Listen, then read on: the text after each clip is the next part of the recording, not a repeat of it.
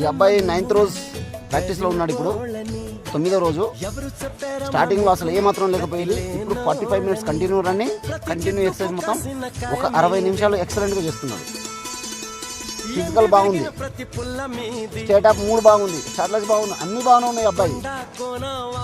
కానీ time maintain చేయలేకపోతున్నాడు. అంటున్నాడు నాకు 10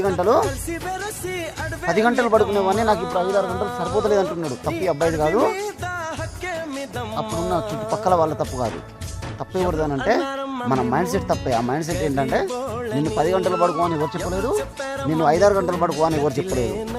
ఓన్లీ మన మైండ్కి మనం ఇచ్చిన థాట్ ఏంటంటే నువ్వు ఇది చెప్పు తప్పించుకో, నువ్వు ఇది చేయి తప్పించుకో. ఈ కష్టమే కనుక పడితే వెళ్తాడని చెప్తున్నాడు ఈ అబ్బాయి. ఈ విధంగా ఉన్నది పరిస్థితి. కష్టపడుతున్నాడు, ఒక్కరోజు లైఫ్ వస్తుంది.